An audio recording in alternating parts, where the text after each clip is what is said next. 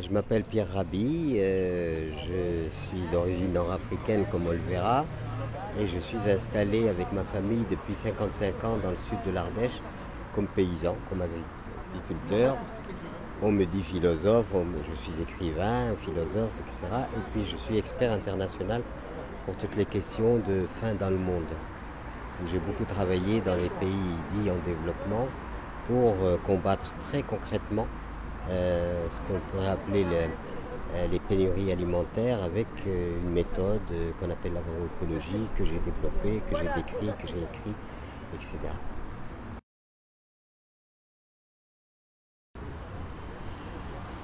Vous savez, quand on regarde le monde tel qu'il va, on risque d'être découragé.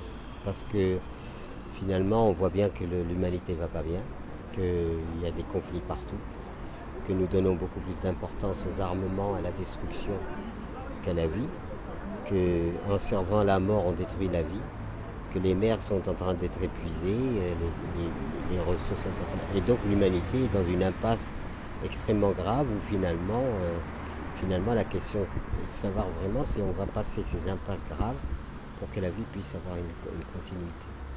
Donc à ce moment-là, on n'est pas... Il y a des gens qui ont faim, il y a des enfants qui toutes les 7 secondes meurent de faim. Donc l'état des lieux est tragique. Nous mangeons à notre faim, nous sommes bien, mais il y a des tas d'êtres humains sur la planète qui sont mal en point. On n'a encore pas résolu le problème de la subordination des femmes au plan mondial. La femme est toujours subordonnée partout. On éduque nos enfants dans la compétitivité au lieu de les éduquer dans la réciprocité, dans la coopération. Donc voilà, la terre qui nous nourrit, elle est empoisonnée. Les semences ont disparu à raison de 75% et qui sont indispensables à la vie. Donc le bilan n'est pas très positif. Et du coup, on se dit, est-ce qu'il y a une solution? La solution n'existe pas simplement parce qu'on va changer, on va avoir une philosophie particulière, on va changer ici ou là des comportements. Il y a une nécessité véritablement d'un changement humain pour qu'il y ait des changements sociétaux. Nous sommes en train d'écrire sur l'économie. Avec mon amie Juliette, qui est là, nous avons fait 2 livrets. Un sur la faim dans le monde, l'autre sur les semences qui ont disparu. Et nous sommes dans l'économie. Ce que nous appelons l'économie n'est pas l'économie. Parce que l'économie, il faudrait qu'elle englobe non seulement les actes qui ont une parité financière. C'est pratique quand même d'avoir une paire de chaussures avec quelques billets qu'avec des sacs de riz ou des sacs de... Donc on a créé une économie qui est une pseudo-économie dans le sens où elle a réduit la notion d'économie uniquement à ce qui peut se troquer à travers la finance. Et on a occulté complètement ce qu'on appelle les actes gratuits. Une mère de famille pourrait dire « Je vous ai mis au monde un petit producteur consommateur, je l'ai mis au monde, j'ai passé tant de temps à m'en occuper et elle enverrait à l'État sa facture en lui disant « Voilà, si l'économie c'est que du fric, eh ben, voilà, payez-moi. » Mais l'économie, comment se fait-il que j'ai travaillé beaucoup dans les pays du tiers-monde, etc. Je vais dans un village africain de 100 personnes. Si je demande à ces 100 personnes d'amener leurs économies financières, je vais peut-être collecter, ce serait miraculeux si je collecte 500 euros. C'est vraiment un miracle. Alors on dit, mais ces gens-là, mais ils devraient être morts.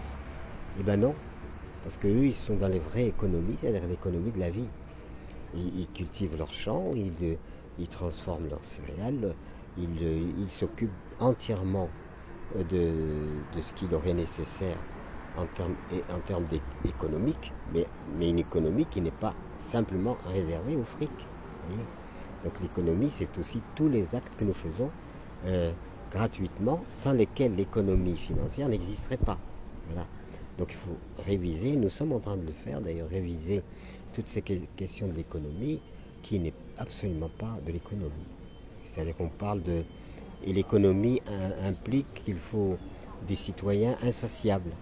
C'est-à-dire que si nous pouvons nous dire, puisque je mange à ma faim, que je suis vêtu, que je suis abrité par un toit et que je suis soigné, ben, j'ai ce qu'il me faut. Et ben non, on ne se contente pas de ça. Après, il y a toute la marge du superflu. C'est-à-dire ce qui n'est absolument pas nécessaire à la vie. Ça ne veut pas dire qu'il faut renoncer à cela. Il y a un peu de fantaisie quand même. Mais quand on voit que 40% des ressources et des productions humaines sont consacrées au superflu, on ne peut pas appeler ça économie. Donc il faut rétablir le terme économie qui est celui du rapport direct à la vie. Je peux être multimilliardaire, sauf ma vie dépendra d'une miche de pain, c'est tout.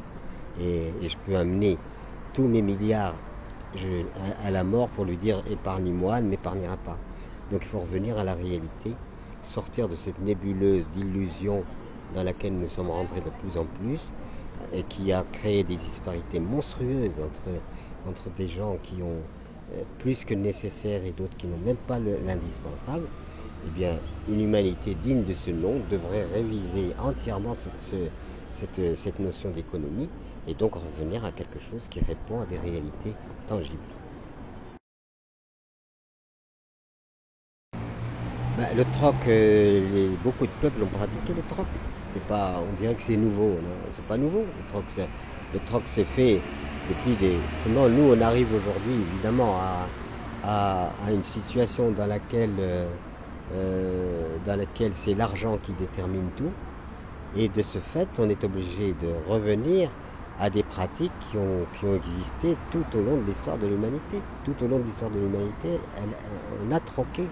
Voilà. Et je peux troquer même si je n'ai pas de matière, je peux troquer par exemple avec mon temps, mon travail, je peux troquer avec une multitude de choses. C'est bien de le rétablir, ce troc, dans la société telle qu'elle va aujourd'hui, mais sans oublier que le troc a été fondamental dans l'organisation humaine depuis les origines. Merci beaucoup Pierre Rabhi. Merci à vous. Merci beaucoup, vraiment. Bien.